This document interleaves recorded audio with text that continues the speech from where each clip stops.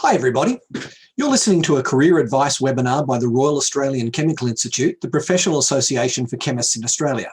I'm Dave Samet, coordinator of the RACI Mentoring Program. Today we bring together a panel of recruitment and careers experts to offer direct, tailored and specific advice to active job seekers. The first event was held with great success, and one of our participants actually found a job directly through the advice that they were given at the event. We're very much hoping to repeat that success tonight. Over the course of the event, we'll invite members of the audience to raise their hand and we'll promote you to the panel where you can tell us about your circumstances and career aspirations, and we'll help you prepare an individual job search strategy as well as provide general advice and guidance. You can start putting your hand up anytime you're ready, and we'll watch for that. Job seekers who participate in the workshop environment will also be rewarded with up to 3 introductions to RACI members to facilitate their job search.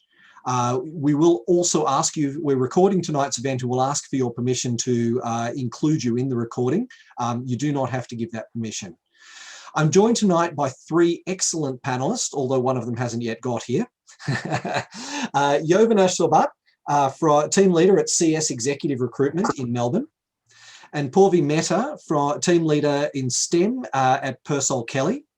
We should also be soon joined by Rochelle Towart, Managing Director at Pipeline Talent, which is an Indigenous focused recruitment consultancy. It's also worth noting that CS Executive runs a program called UniWorks, or actually Jovana runs the program called UniWorks.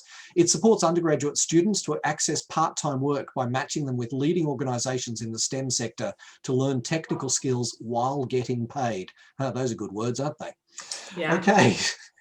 So let's kick off and see, has nobody raised their hand? Goodness gracious, you all disappoint me. Who's going to be brave? Oh, Rochelle, you're here. Excellent. Thank you so much. Rochelle, you are muted, but I'm sorry, I was reading off my card, so I couldn't see you. Great to see you. How have you been? I'm running around forgetting things, so forgot this was on until about 30 seconds ago. Well, thank you very much. Fortunately, you don't need to prepare. You don't need to prepare anything for tonight.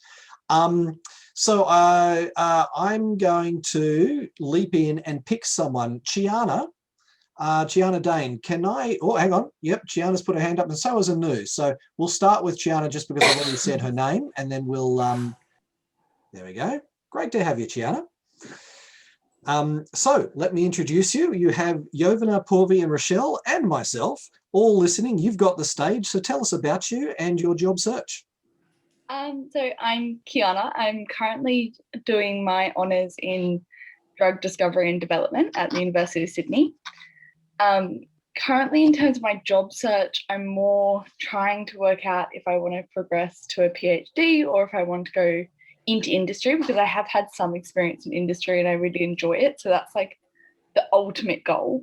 But I don't know if that extra qualification will actually help, because I would like, ideally, I'd like to go into R&D, so it probably would help a little bit. But other than that, so I'm currently just working as a demonstrator at uni, and I've also got a job with the mass spec facility at the University of Sydney. But yeah, so I'm not like actively looking right now. I'm a little bit confused, to be honest. When will you finish your studies? At the end of this year. Right. Okay. Can I go? Off you go, Jovana. Lovely to meet you, Kiana. So why did you choose to do honours? You're interested in doing research. Tell us a little bit. You've had good marks and it just made sense. What was your... So between second and third year, it's called the Year in Industry program with the University of Sydney. So I worked full-time with the forensic drug lab at the National Measurement Institute. So I'd had that taste of industry, and then I just really kind of wanted to see if research was something I'd like to go into, partly because like our third year was so weird, like we spent it at home. So yeah. I just wanted to see like if research was something that I was interested in, or if I'm very much industry based. From what I've gathered over this like short time, I love being in the lab, but I still you like research. I just don't know if I would want the like constant struggle of trying to get funding and that sort of thing. Like I feel as though I'd prefer the security of having like an actual full-time job. And how did you feel working in the industry? Did you find it repetitive? Were you challenged? Was it interesting for you? I loved it, and like it was repetitive at times, but I found because it was repetitive, I could like really hone my skills, and I quite enjoy doing that sort of thing. However, like there was always the weird sample that would come in that would then challenge me. Because I was in a student capacity, I was quite restricted in that aspect, and that was a little bit annoying, but like I'm sure like if I had actually then gone back to work there, there would be a lot more opportunity to learn. I think if you're wanting to do a PhD and you're interested in R&D, that is very useful in the industry. So, if you finish a PhD doesn't mean you will stay in academia forever, because, pharmaceutical companies, any sort of biotech and pharma, and a lot of, outside of pharma, if that's what interests you, when they're trying to fill R&D roles or, project management roles, predominantly they would look for someone who has a PhD. Yeah. Because you develop skills to, research to have to be able to get a lot of data, digest it, present it in a way to support, your research. So there's a lot of skills that you develop being a PhD that is helpful in an R&D role. It also may mean that if you want to go into more quality control roles or, application roles, having a PhD might not help you. Yeah. So yeah, it's a little bit, it's an interesting one. I don't know, what does everyone else think? I think it is worth mentioning, Purvi, I'm going to come to you in a moment. I think it is worth mentioning that only 1 in 7 PhDs goes on to have an academic career. The other 6 in 7 go on to find a job in the real world. So, beautiful. That's a good statistics to have. I tend to take the view that do a PhD for the passion, for the love of science. Don't do a PhD because you think it will get you a job. Right? That's a slow and expensive way to get yourself a job. However, as Jovana says, there are some careers where a PhD is your gateway. So, Purvi, you specialize in pharma and biomed. I agree to both of you here, Jovana and Dave. But one thing I want to mention is, we recently had a Future Scientist Award where we had graduates who participated. And that was a very common question everyone asked. Should I go further, do my master's and PhD, or should I just try and find a job? 2 things, Kiana. One, academia definitely pays more than industry, right? That's the, unless you reach the level where you probably want to get it, but entry-level positions, as compared, academia pays more. So sometimes if you compare the jobs, you feel like, oh, I'm best to stay here at the moment. Secondly, yes, I think Jovana is right. There are some positions, especially research scientists or R&D positions, where R&D chemist position, where they do prefer someone who is a PhD. Especially even with scientific evaluator or technical officer positions, they do require a PhD. So that's right, do it for the passion, not for getting the job. It's not that if you're not getting a job, okay, I'd rather do a master's. And then if you don't get a job again, okay, I'd rather do PhD, not in that perspective. But yes, but what I suggest everyone, and all the judges on the panel where we had at Future Scientist Award, what they said is, go out, search for industry job for 1 year or 2, and then if you feel you need to do master's and PhD, that's when you go and do it. So I agree. Yeah, I'll just add quickly to that. When we have a role we're working on and I have a lot of applicants, those who have done, let's say, bachelor honors, have gone out to the industry, worked, came back and did a PhD, every single one of my clients, I promise you, will say, okay, we take them over someone who's been at uni the entire time. So when I did my master's degree, they wouldn't accept you unless you had 3 years of industrial experience. And I gained a lot more out of my master's having some real world experience. But Rochelle, I see you nodding away there. What, please add to the conversation. Yeah, I would say you're obviously not as old as what I am, but one of the questions I get asked all the time, what does my career look like in the future? And the answer is, you don't know what it looks like in the future. But what I do know is that retirement age, every time the government make an announcement of when you're going to be able to access your superannuation is, 75, now 80, who knows where it will be by the time we're able to access our super. So I say you've got a long way to go to make decisions about, you've got to do what you love to do. And I think, you've got to get up every day between now and age 75 and go to work and do the things that you do. And you may as well love the things that you do. And if you don't, then, what's the real point? Challenge yourself. Think about a career, I always think, you can take 2 steps forward and 10 steps back and change the direction of your career at any time. As they say in life, I forget who said it, but somebody said shit happens. And it's really important for you to think about what does that look like, to get really great coaches and really great champions in your life, to get real mentors in your world and have those really solid people around you that will support the decisions that you make. For me, education and learning doesn't necessarily need to be done in a classroom. For me, some of the best education comes from observation, and observation around leadership is absolutely critical. So what do you want to take from some people, and what do you want to leave behind from some people? And that's for different people and different people leaders that you will meet in your journey, even through university and through a work life. But for me, it's about continuing that learning journey. And the most important part, I think, comes down to, for me, and particularly for me in my specialty area of Aboriginal leadership, it comes down to mental health. And that comes around being, happy, whichever way that looks like, because whether you're Aboriginal or not, we all come with some form of trauma, grief, or loss in our lives. And how we actually deal with that makes us who we are.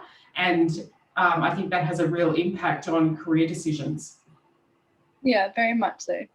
In terms of when you were speaking about going into industry and then coming back to do your PhD, entering into industry, would you suggest going into a graduate job position where you do rotations, or would you suggest going into a direct role where you more learn the skill and hone into that sort of thing? Not sure there's a wrong answer there, is there, Kim? Who wants to go? I think if you have an honours degree and not a lot of industry experience, most of the roles that you'll be qualified for will be the graduate sort of level, which is 0 to 3 years. That's considered a graduate level. And I think at that point, anything you can learn about the industry, from how a product is developed, manufactured, quality controlled, quality assurance, anything, that you can learn will be beneficial. Yeah. You will be ahead of everyone else, Yeah. So, but Kiana, I don't know. Sorry to interrupt. Sorry. Yeah, what do you think, Dave? I was just going to say, I took a slightly different take on the question. I think you were asking about grad programs that rotate you through multiple things. Now, I think what you're doing is you got to decide what type of company you want to work for. If you're going for a grad program, that means big company. There's a huge diversity from big company through to startup. And in fact, next week's webinar is all about entrepreneurship and not just in working in startups, but also being entrepreneurial in your career. So that should be really interesting. So I wouldn't think about grad program or other job. I would think about what type of company do I want to work for? What size of company do I want to work for? Sorry, and I apologize for speaking over you. Yeah, that's a great point. Yeah. Yeah, sorry, I wasn't. You need to have a look at because there are so many opportunities for you to work at with the skill set that you have. So having a look at what is the social return on investment piece that the companies that you want that may have opportunities for you, what have they got to offer? Because it's bigger than, we get lots of non-Aboriginal people coming to wanting to work with Aboriginal organisations because of the social justice piece that Aboriginal organisations do have. So that's an attractive piece to for people to work in, whether they're Indigenous or not. And even now when we have a look at a bank, what bank are we going to put our money into? Not that we get much interest in now, but the bigger ones, you go, well, what are they going to offer me, or what do they do for others? And I think that's a really important part of picking careers now, becomes what do they do for others? Yeah. That's right. Another thing is, as Dave said, the obviously size of the company does matter. Another thing is you do learn more when you're working with SMCs as compared to Baxter, let's say company like, big company like Baxter or Abbott, or, things you are just doing one thing and you're not getting transferable skills to other departments or so. But I think, Kiana, you're pretty clear in what you want. You said R&D. So I would say probably go for a R&D chemist position in any manufacturing company, right? And you'll get a lot of experience from there. But however, if you are confused that either you want to go in a quality or production or, R&D, that's the point where you probably want to see what options you have. But if you're pretty clear, you want an R&D chemist position, that's it, getting experience, coming back, doing master's and PhD, it's sorted, right? But again, size of the company does matter. What you want to learn. Do you want to get trained in all departments? Do you want to go, probably after 3 years, you want to say, oh, you know what, I'm pretty good with people, so let me do sales in pharmaceuticals, right? So that's probably, once you make up your mind. And I know it's very confusing, right? It's easier said than done, or you need to think what you want, but you're confused. Too many options. Yeah, too many options, right? So yeah. Now we do need to move on to the next people. So thank you very much for being brave, Kiana. And Thank you so first. much. You've given me a lot to think about. And there was a whole webinar about grad programs a month or two ago. So that's on our recordings in case you want to watch that as well. So I will. All right. Thank you, Dave. Thank you, everyone. Thank you. Now I'm going to send you any second now. I'm going to send you back down to all right. Go back to being an attendee. Right. Thank you very much. Now I'm going to stop for one moment. To my horror, for the first time this year, I forgot to do the salute to country. So I'm going to do it late, and I'll edit it in to make it look like I didn't do such a bad job. Before we start this evening's panel session, we'd like to acknowledge the traditional custodians of the land on which we are meeting all around Australia. We recognise the elders past, present and emerging, and also recognise their contributions as Australia's first scientists and engineers, building a healthy and safe community, what they've done and what we can still learn from their ways. I think that's a very important part of every event, and I feel ashamed to have overlooked it. So, not least of which because I've got Rochelle here tonight, and what an embarrassing time to miss it. So Rochelle, I apologise. That's right. I forgot too. So goodness gracious. Okay, so Anu is next. So I'm going to promote Anu. I love Anu. She's great. So you'll love talking to her. Give me 1 second. So here we go. Yeah. Hello, everyone. Hello, Dave. How you doing? So start off, tell us about yourself, and let the panelists give you some advice. Yeah, so I completed my master's in laboratory quality analysis and management last year in November. And then I started looking for a job, and a few months were quiet, but in March I had few interviews, and hard luck, I couldn't work in my favor. And still I did some certifications, but I'm just actively looking for a job in quality department. You're most particularly looking for an analytical role, aren't you? So, whether it's quality or when, ALS It's- or any Yeah, of the yeah. analytical, you want to be in the analytical side of the world. Yes. All right, who wants to leap off? I'll start. I know Anu. We've met before. She was one of our Yeah. one of our applicants for the Future Scientist Award. I know it's challenging, and when we interviewed her as well, we just thought probably we would definitely reach out for any quality positions we may have. But the challenge is obviously, and as a recruiter, yes, we can definitely recommend. To the clients and so forth, but the ultimate decision does remain with the client. However, Anu, obviously what I would say is, I've said that before as well, but just what we need to do is regular follow-ups. What we do is we do apply for positions, and then we don't hear from them for 3 weeks or 4 weeks and 5 weeks, and then probably we give up. And sometimes we lose a track of what all jobs we've applied as well.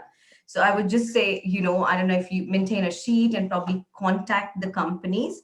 As bad as it sounds, sometimes it is luck as well. You'll be surprised. Sometimes companies do reject the same person, and then when you have same person again after probably 6 months or so, they're like, oh, we would like to interview you. So it's also on your recruiter how they recommend you, or how they give your probably small summary and so forth. So I would just say keep closely working with us, and definitely now obviously my memory is refreshed, so I'm going to look at all the roles I have and see what we can do together. Yeah, sure. So Anu, have you had any callbacks from, I guess, you sending through applications other than recruiters, like to private advertisers? How is that looking? I had few interviews, and all of them are through LinkedIn actually. So it was like people are working in those companies, and they are in my network, and so they are just helping. I mean, it's just a reference I'm getting from them, and then I'm getting interviews. But it could, yeah. And what was the feedback? After the interviews?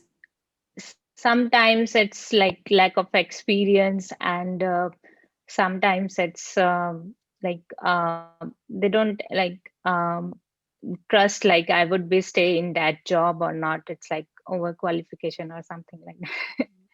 And when they tell you it's lack of experience, do you understand why they say that? Do you feel that you've expressed your skills to the best of your ability, or do you think it could have been done better? Sometimes, it's just the way we present ourselves in the interviews, and they're so uncomfortable. Like, I can't imagine anyone enjoys being interviewed, and especially scientists, science and engineering. We've chosen to do science and engineering because essentially we want to be left alone and create, and now you put us in front of a panel where you have to sell yourself.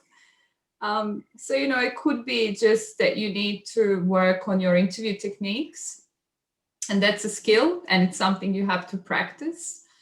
And maybe, look, it could be that. Do you feel that those who have said that you don't have enough technical skills, that they had a point, or you didn't get a chance to express your skills? So I did masters, and during my masters only, I did some use some techniques, and that's it. Actually, I don't have any industry experience, so they ask for like professional experience most of the time. But they've asked you for an interview, so it must be that they see something in you. Yeah. And Yovana, in Sydney, the Macquarie University Masters in Laboratory Science has a good reputation. Yeah. Which helps. Yeah. So I think, next time you're applying,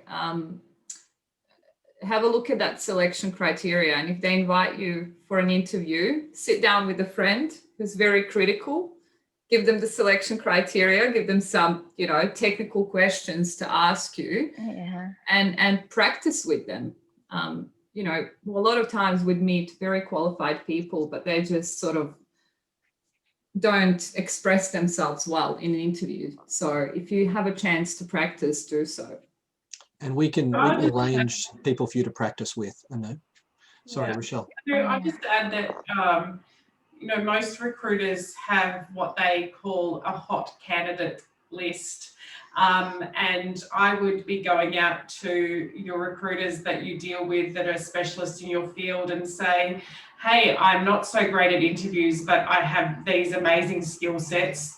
And so how do you get your recruiters to work for you and sell you rather than just selling you through a presentation of a piece of a CV and an application, getting these guys to work for you a little bit harder and saying, hey, I want to be on your hot candidate list. I know that I've got the skill set. Are you going to work for me and find me something that I'm a good fit for? Because there are lots of opportunities out there, and sometimes, I'm one for it. Sometimes we're a bit slack. And we get lots and lots of applications, and we do forget about the people that come across our desks. And it's really about you needing to be proactive to remind recruiters that they get paid if they place you. Yeah, I agree. And it's not only that, you can't just rely on recruiters. Unfortunately, there might not be enough jobs that are relevant to your skills. So grow your professional network on LinkedIn. Yeah. As you said, you have, reach out to hiring managers, just say hello, just send a connect request, follow their company news, apply to smaller and medium-sized private advertisers. Just sometimes go to their website and see if you can send a resume through. They might not have a role today, but they might, have something tomorrow. So try on different, fields. Yeah. Now, it is worth noting that on the RACI website, we have in the careers section, there's a careers resources page with over 100 links of useful stuff. And that includes 14, I think, recruitment consultancies that specialize in science in Australia, plus all of the state government recruitment and major authority. So there's 25, 30 links there of people who do recruitment of scientists. So yeah, we'll do that. Sure. Yeah. All right. And of course, the other piece of advice to anyone who's specifically interested in analytical, I always say, remember the NATA website. The NATA website lists every single Australian laboratory that is certified to do analysis and what type of analysis they're certified to do. So you can find companies that do analysis that you're interested in, and then you can reach out to us at RACI and we'll see if we can't help connect you to someone at that or a similar organization. Yeah, yeah, thank you. So actually, look, my mate. Okay. Yeah. That's it. Yeah, thank you so much. Absolutely. Look, Anu, for your advice, I'll try. I know you're a good candidate. Porvi knows you're a good candidate. We just keep your chin up, keep plugging at it. We will be able to help you sooner or later. We'll get there one of these days. On it, Anu, don't worry, we are on it. Yeah, thank you. No worries. Thank you very much. I'll send you back down.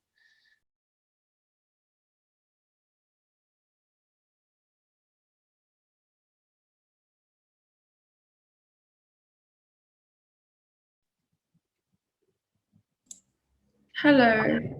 Hi, I'm Miranda. This is my second time here. Thank you, Dave, for picking me up. Absolutely. I'm in my final year of Bachelor of Chemical Product Engineering and Pharmacology, double degree at UNSW. I'm particularly interested in working at pharmaceutical and food companies. So right now I'm doing my honors thesis project in oil encapsulation using protein and polysaccharides. And I also have an internship experience in a contract R&D lab focusing on the formulation of cosmetic and personal care products. So firstly, my question is, I'm currently looking for some internship and part-time opportunities that can fit within my uni schedules. But when I look at the job descriptions, they usually require like the kind of years of experience, even though for very junior roles. So my question is, does the employer actually want this kind of experience for candidates, or can I still apply for it if I don't have the experience, but I met the other criteria? Thank you. Who wants to go? Go for it, Yovana. Look, nice to meet you. Look, it really depends. Most of our clients will come and say, look, we have entry level role. It's a graduate role, but we want 2 years experience. Everyone wants experience. Yeah, definitely. And it's really hard, because how are you ever going to get that experience if no one's going to give you a go? So as Purvi was saying before, it's also up to how we present candidates that come through to us. So if you applied, I would probably call you, even though I know you don't have those 2 years, but I can see you're well qualified. You did an internship. You did your cover letter really well. There was something that attracted me to how you applied. So once I've spoken to you and interviewed you, I would have said to myself, well, she's great. She can definitely do the job. Let me try and present her in the best possible way to my client. And I will sell your skills so they will meet you. And this works a lot of times, believe it or not. Even though they wanted those 2 years, if we do a good job and present, our lovely candidates in the best possible way, they will interview you. So when you're applying for jobs, don't apply for those that you obviously don't tick 70% of the selection criteria. But if you're ticking sort of 60% and, you could do the rest with a little bit of help, go for it. Acknowledge it in your cover letter. Say, look, I understand I don't have the experience, but I've done, internship, blah, blah, blah, address it. And yeah, go for it. Apply for it, I think. Given your experience with internships, Yovana, would you expect that internships are less likely to be advertised? Where does Miranda find the internships as opposed to the graduate roles? I'd say through university boards. It's usually the universities collaborate with industry partners, and they, the lecturers let the students know, and that's how it works. SEEK doesn't advertise internships. It's only, it'd be through universities, I'd say, or through industry. Through your network. Through the network, yeah. So I don't understand the point of internship if you need to have 2 years experience. Well, yeah. You're quite right. Because I'm also looking for some grad roles starting from next year. Sure. So when I looked at the job descriptions, well, I think junior role and graduate roles are kind of different from what I'm understanding. Because junior roles sometimes they requires years of experience, but grad roles is more like a generic job ad. Yeah, you're quite right. I mean, obviously, if someone says grad in their job ad, they're more likely to be saying, "I'm open to being a grad." Yeah. So, Purvi, your perspective? Yeah, just on that, look, I feel personally what I do is if the company does say, oh, we need someone to do this job. So we clearly ask that question there. Look, they will learn this, right, in their graduation. If they've done certain hours per week as in lab work, they would be able to definitely, if they are quick learners and have right attitude, they'll pull that off. And why don't you have a graduate? So that's when you need to have that relationship with, like, as recruiters, we need to have that relationship with the clients and try to convince them to give opportunity to graduates. And what I do is I definitely put there, graduates are encouraged to apply, especially for a lab technician, especially for entry-level positions, which doesn't require, it doesn't require a signature, or report writing, or more senior positions where you require 2 years of experience. Having said that, if there are part-time positions, we do prefer someone who is doing a degree, right? So that, they can balance well And I have placed a lot of those roles where they wanted 2 days a week or 3 days a week. And the companies have, they want someone who's in second year of chemistry graduation or so forth, so that they can gain the experience at the same time they can finish their degree. So I would say have that chat with, if you are going through a recruiter, definitely have that chat. And we do put that in on the advertisement. Yes, everyone puts they need experience, but don't stop yourself to apply, to apply for that position. Yeah, thank you. Rochelle, can I address this question to you? To Australia's deep shame, our Indigenous community continues to suffer pretty severe disadvantage against the bulk of the population. And so I would anticipate that our Indigenous community might come at the job market similarly with a certain degree of disadvantage, maybe less experience, less education opportunities in many cases.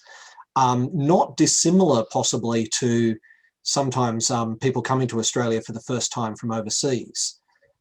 There's probably some commonality of experience in that. So Rochelle, after a very long question, is there particular advice that you give to your participants, to your job seekers, that about how to overcome that disadvantage in stepping into the job market? Yeah, I think that there's so much opportunity for Aboriginal and Torres Strait Islander people to have a look at particularly intern and graduate programs. I think getting into the entry-level programs is quite easy. It's when we move to the next level, which is why I started the business of Pipeline Talent, was that I was simply reading a magazine article on a plane ride over to Western Australia, reading an article about women in the pipeline and how women's numbers were increasing across corporate, community and government roles. And I thought to myself, if I replace the word woman with Aboriginal and Torres Strait Islander people, where do the numbers sort of sit? And evidently extremely flatline, 0.04%, I think, in ASX 500 and board position. That's a combination of C-suite and board. So the numbers are absolutely dire, but there's some really great entry-level programs that we absolutely people can get through. It's just a matter of then being able to move onwards and upwards. And I think one of the big things that is missing, I think across most Australian companies and government, is that we've missed the people leadership piece of people knowing how to get the best out of their staff. And it's normally something that's forgotten, and particularly with Aboriginal and Torres Strait Islander people and those from immigrant backgrounds, that that people are scared about telling them and giving them real feedback. So if they're not so great at policy writing, then let them know that they're not so great at policy writing, because then there's we'll work on something. It's not a racist comment to say that you're not so great at policy, but people are scared of all of the rules and, can I say something? Can I do something? And I wrote just on the chat there that for Aboriginal and Torres Strait Islander people, interns and grads, there is a program called Career Trackers that is very successful, and I would encourage everybody to have a look at that program. They've been so successful in the Aboriginal and Torres Strait Islander space that they've now got a program called Career Seekers, which is supporting Australians, the immigrants, into preparing those that are, either seeking asylum or refugees to get into an opportunity in where they might not have a door opened. So those, large companies like Commonwealth Bank and all of the banks have them, but the Insurance Australia Group and those that are really committed to Aboriginal and Torres Strait Islander people employment, and they've now Career Trackers and Career Seekers. They've now pushing the immigrant and refugee process, which I'm so glad that somebody's taken the time to actually make this opportunity available to people that that may not necessarily get a look in the door because of who they are and where they've come from. And I'm really proud to be a part of both of those programs. Absolutely. Actually, I had the pleasure recently of helping some clients with the Boosting Female Founders Grant, round 2. And that grant is for female entrepreneurs doing startups. And they had special consideration if they had Indigenous background, refugee background, if they were regional. And there was a 4th category, and I forget what it was right now. Yeah. But it was good to see, be seeing that the government was looking out to how can we really make this work. So yeah, I mean, diversity is such a broad category, and everybody's got these diversity policies within their organisation, but do they really look at it? Do they really? Well, it turns out the world is composed of more than white men. Who knew? Yeah. So. Yeah. Yeah, and there was all of the conversations that were had this week leading up to the budget and about supporting women, and I've got to say, there was nothing for me as a small business owner and a woman, and trying to be an entrepreneur. I am an entrepreneur, and there was nothing really in the budget for me. It was all, all of the hard stuff for women, and while I absolutely and I support all of those causes, but there's got to be stuff on the positive side of the opportunity as well.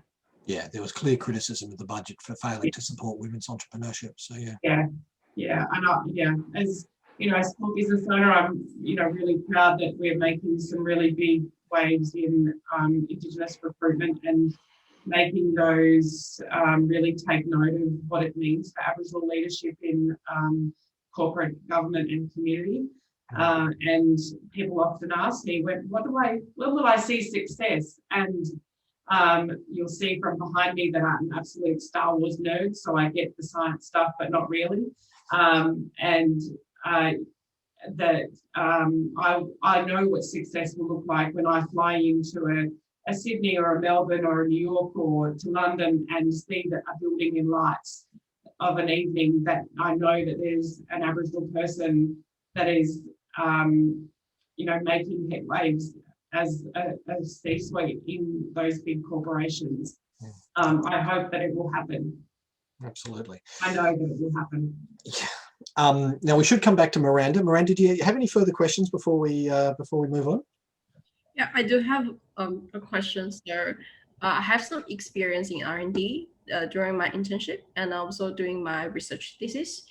I'm actually very interested in R&D, but I feel like I don't want to stay in a lab forever. So I'm also interested in production side actually. So I'm just want to ask, is there any role that kind of can combine the interests of production in assay laboratory? I'm not sure if there's any role exists. Well, I mean, my role, I run a company that is an R&D company. I don't ever set foot in the lab, but I'm intimately involved in the R&D.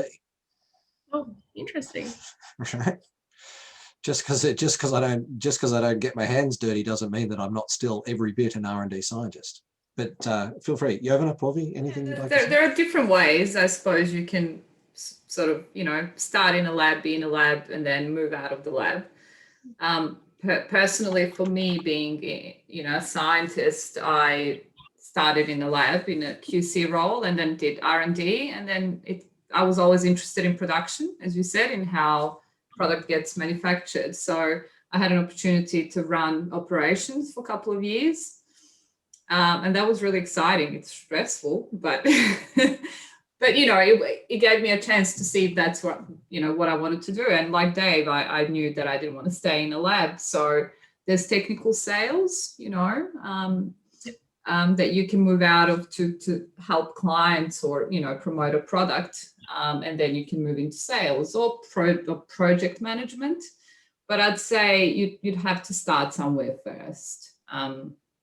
To get those technical skills and understand the process. You say that, Yovana. I incredibly fluke, and I've never heard anybody else do it, but I landed an R&D job with an honours degree straight out of university. Straight out of uni? Straight out of university. You're one of a kind. Yeah, I'm a unicorn. So. You are a unicorn. We knew that, but now we've confirmed it.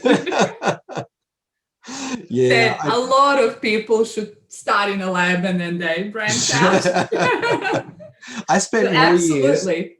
more years studying to be a scientist than I spent working in a lab. Working in the lab, yeah. So, but absolutely what Dave's saying, there's many different ways you can sort of, do something else, but still be a scientist. Yeah. And Miranda, there is this glorious diversity of roles out there. There's, there is a role to fit every person. Yeah. Purvi, you want to? Yeah, that's right. I agree to both of them. One thing is, if you are with production, let's say, again, size of the company, right? It matters and what you want to do. So if you want to touch base with R&D lab and manufacturing at the same time, you would want to work for SMC again, right? But if you're working with a big company, you are given a dedicated task and you tend to probably, I won't say not, you don't learn much, but you can't do everything. There is a procedure, there's a system which needs to be followed. Everyone has dedicated tasks and they need to complete that. But if you are with, or entrepreneur, or you have your own small business or SMC, that's where you can learn everything. But with production roles as well, you do have quite involvement in quality lab or a lab.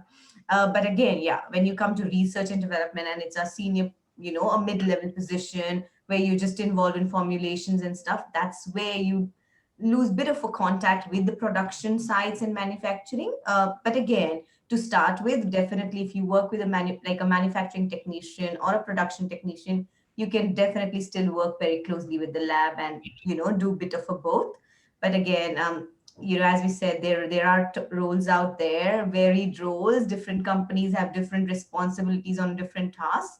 But again, it depends on, go through the job description and see what you want to do. And to be honest, there are companies who want to give you all exposure, right?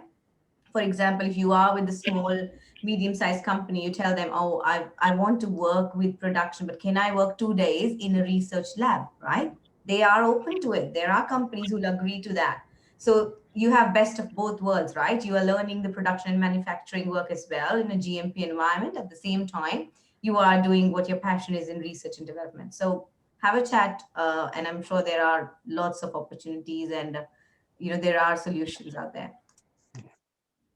You're quite focused compared to a lot of your cohort, Miranda. So I think that you will do very well. You'll probably find the thing that you want sooner than a lot of your compatriots do, because you have a pretty clear idea in your head about what you do want. Yeah. Okay, I'm going to send you down because we're just running out of time. And I'm going to promote our next one up. We may only have room for one more, depending. There we go, change role to attendee. And hello, Amanda. Hi. So my name is Amanda. I just recently graduated from a Bachelor of Science and majoring in biochemistry. I've been actively looking for research assistant jobs, but I haven't had luck until now. So just wanted to get any advice that I can.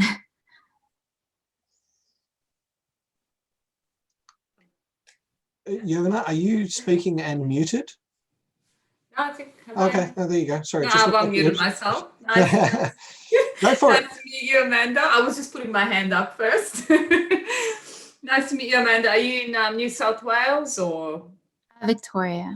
In Victoria? Okay, sure. And you've completed a bachelor degree? Yeah, just a bachelor with no honors. And I realized that a lot of the research assistant jobs requires you to have an honors or a master's. And I just, have no idea where to go next. Yeah. So sort of research roles the only thing that interests you, or? Currently, yes. But also like lab technician jobs, I'm also open to that. Okay. So if you're applying for roles that are very much the selection criteria is around research or showing that you've had some exposure to research, they would probably ask for or look for people who have honours or masters. That's because people who have honours or masters or higher would have managed their own projects. They would have, put the methods together, run their own tests, and produced reports.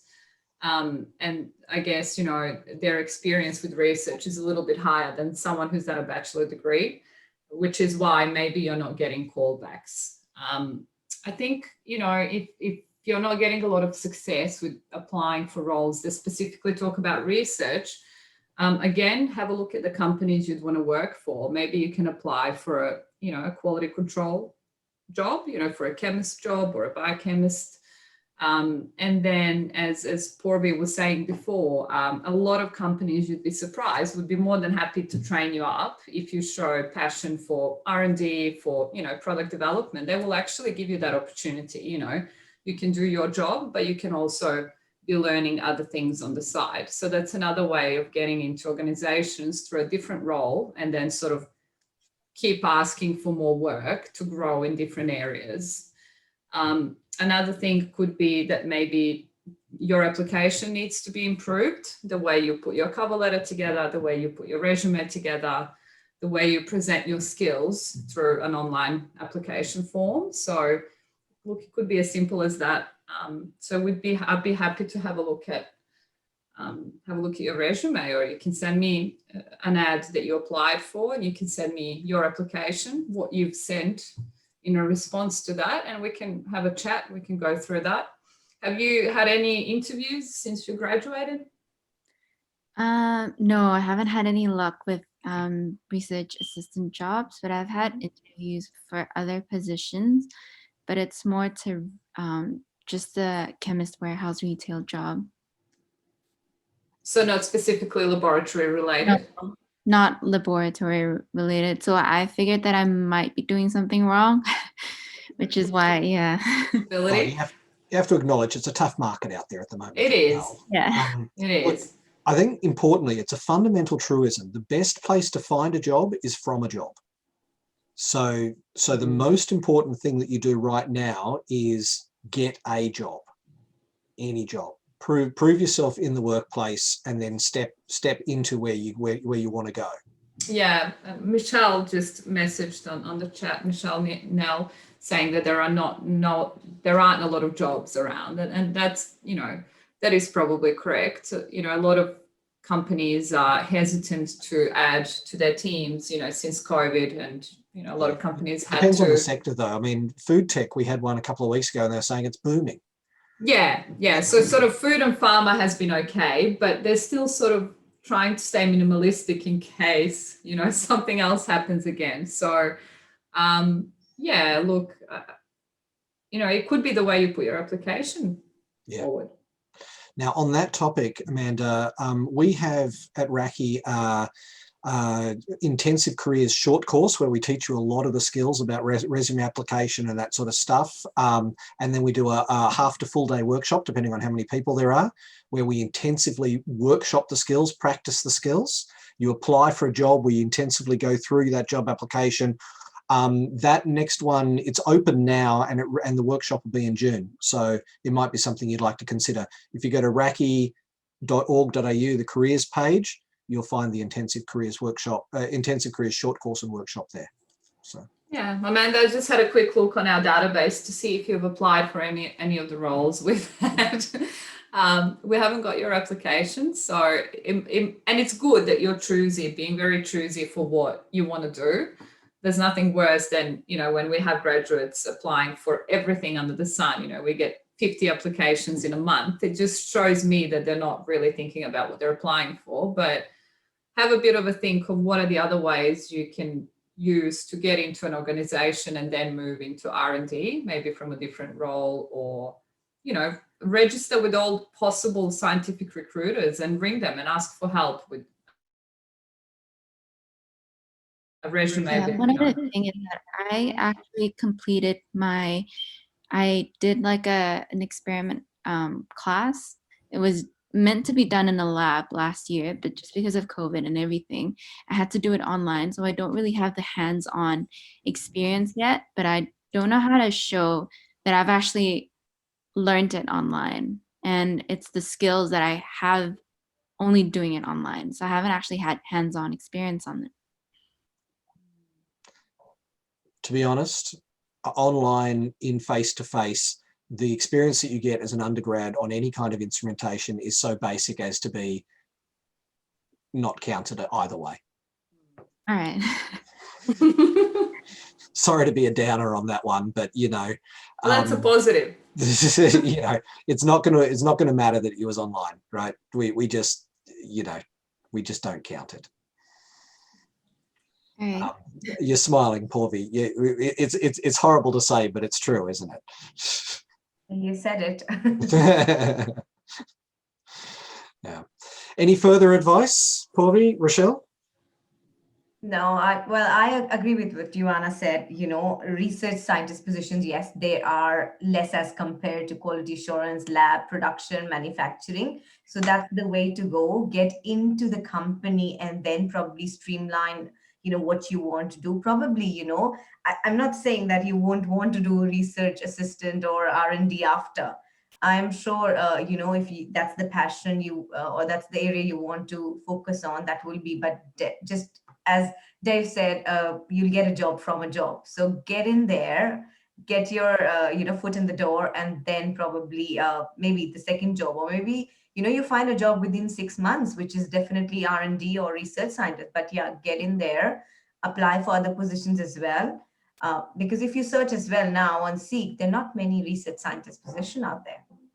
So yeah, that's what we would do. Rochelle, you've got something to add? I would agree that you, tap and knock and ring these guys that are in your field that you want to get into, and start. You've got to start somewhere. You've got to get in the door. You've got to try and get that door open for you. And if the door is a little bit ajar, you know, stick your foot in and say, this is who I am. And I think you've got to come up, you know, I think there was a television campaign years ago that was tap and knock and ring until they do, and somebody will come. And the more you try, the more you practice writing applications, having conversations, not being afraid to pick up the phone and have a conversation with somebody, to get them to know you. Because sometimes, well, most of the time, it's great that we put in applications, but applications don't tell the story of you, Amanda. You have to tell the story of you, and you've got to have that confidence to be able to keep tap and knock and ring until they do. And I can see that you absolutely want it. And sometimes when you have got yourself so focused on the area that you want to be in, it might not come first up because the experience isn't shown on a CV. And again, it's calling recruiters and saying, hey, I may not have experience in this, but I have a want to do this, and see how they can help you and connect the two. But don't just do it one time. You've got to do it every other, as Giovanna said, that, you know, it's not just a one thing. It's you know, every couple of weeks going, hey, am I still on your radar? I know that there's opportunities out there for me. And sometimes we just can't be really picky. You know, I was dealing with graduates for a DFAT program, and everybody just wants to, if you're in Canberra where I am, everybody wants to come and work and be a DFAT grad program. They're so competitive. And all they want to do when they get in there is have an overseas posting. Well, DFAT isn't the place to be at the moment for jobs. So sometimes you've got to be a little bit more creative and having a look at where are the opportunities. Is it in, you know, we recently recruited for CSIRO, which is where I met Dave, on an Aboriginal person to look after Indigenous sciences within CSIRO. And because of that, that's another connection. So you know, if you use LinkedIn properly as an example of connection, you know, writing a little paragraph on who you are, having a look at those with similar connections. Like while I've been here on the phone, I've collected with Giovanna and Dave that I didn't have on my LinkedIn connection. So I hope they accept me. So, you know, it's about that, you know, sometimes jobs happen just because of who you know. And that's unfortunate, but that's how things work. Yeah. Well, interestingly, while you were talking, I quickly looked Amanda up on LinkedIn. She has 117 connections, but she doesn't actually have a full name. She's Amanda S on LinkedIn. So if I hadn't known specifically, phone number on there and an email address that's working. And Yeah. open to work, open for work. Yeah, and yeah, it doesn't say open for work. Yeah. So there's 2 videos on our playlist on RACI Careers Development on YouTube that are all about using LinkedIn effectively. Yeah, Okay. LinkedIn is your best friend. You know, so if you think about it from an Aboriginal perspective, which is really hard to work on LinkedIn. So when I'm looking on LinkedIn, if I say Rochelle is a proud Wanneroo woman, and unless I'm a recruiter that knows where Wanneroo country is, they're going to go, is she an Aboriginal? Like, they're just not going to find me. So it's really important that you put those keywords of science and research, and so that when we're looking for people, we find people using keywords. So writing that statement up the front, having a phone number on there, having an email that you access is going to be critical to recruiters, because that's the first place we look. Yeah. All right. Thank you so much. Okay, now we have reached 7:30. So I think we've taken enough of our recruiters' time. I could talk all night about this stuff, but I don't want to take too much of people's time. So That's my bedtime, Dave. I'm a 3 and 4-year-old. Yeah, thank you very much for doing this. Now, I'm sorry, Michelle, that we didn't get to you, but Michelle, I strongly encourage you to reach out to me. Amanda also. I know with the other 3 participants tonight, but I don't know either of you. So I strongly recommend that you reach out to me at mentoring@raci.org.au. We do want to help you. Right? Same. You can just email me or call me.